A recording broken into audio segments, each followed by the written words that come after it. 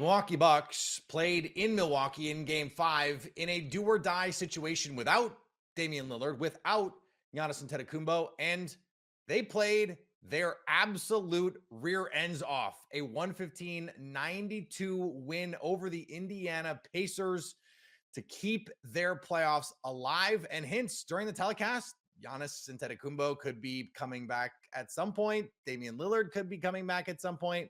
Frank Madden not coming back. He's here with us right now from Locked On Bucks. And Frank, a gutty performance. I don't know other words, I guess, but gutty is the one that comes to mind here. How did the Bucks get this done, especially defensively? Yeah, I mean they've been playing gutty basketball kind of all series. I think with the exception of the defensive rebounding in the last quarter and OT of Game 3 when they just could not get defensive stops, or they could get defensive stops, they couldn't end possessions. Um, if you're a Bucks fan, you really can't complain about the effort and just the never say die attitude that they've shown, led by Chris Middleton in particular, who has been the rock throughout this Yeah. series. Obviously, Dame Lillard, a huge first couple of games, but then, it was Chris that had the tremendous Game 3, and he's been the guy that has just been the steady hand, on the wheel here over these past few games, and for him to come out again tonight, 10 quick points. The Pacers get out to an early lead. They started hitting a bunch of threes again. You kind of said, like, man, can they really maintain this level of 3-point shooting? I think they were like 7 of 12 from three early on. But in this game, it actually, like, mean reversion actually did kick in, and this is probably like the one game that we've seen this series where both teams just sort of shot like okay, like neither team shot the lights out or had like a massive advantage from 3-point range.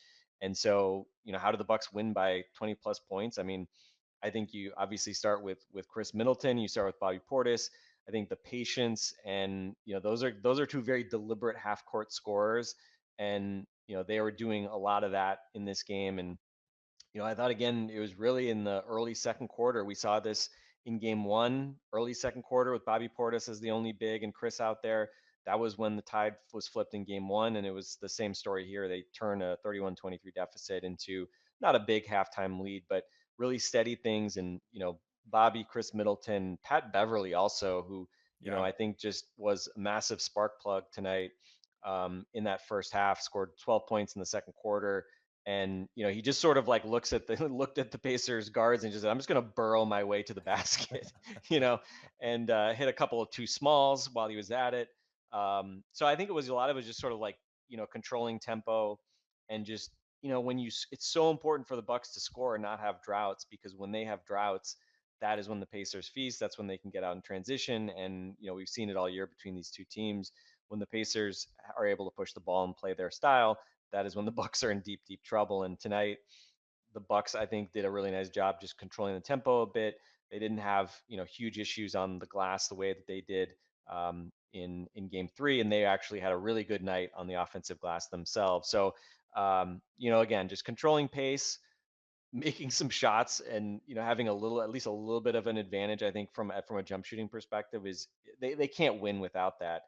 And then again, Bobby Portis didn't get ejected, scored a bunch of points, and Chris Middleton did Chris Middleton stuff. So the crowd, I think, was pretty electric there, especially in the second half. And even Malik Beasley, who has had a very forgettable series thus far, coming in with doubling down on some of his comments in the regular season about not being afraid of the Indiana Pacers. He had a huge second half, and Bucks even getting out in transition in that fourth quarter. You knew things were really going the Bucks' way when they were the ones forcing turnovers and getting out runs and dunks in transition. So I think I do not expect the same sort of effort or tempo on Thursday in Game 6. But again, Bucks sort of had Mission Impossible, at the start of the day. Now they have maybe mission slightly less impossible, but certainly, pending the health of their two superstars, still a very, very much an uphill battle here. Yeah, in the second and third quarters in this one, the Bucks outscored the Pacers 64-36 combined, holding the Pacers under 20 in each quarter and scoring over 30 in each quarter. That's how you stretch out a lead, and that is how you keep your season alive. Frank, thanks. Stay up to date on the Milwaukee Bucks all year by subscribing to Locked On Sports Today and Locked On Bucks on your favorite podcast app and on YouTube.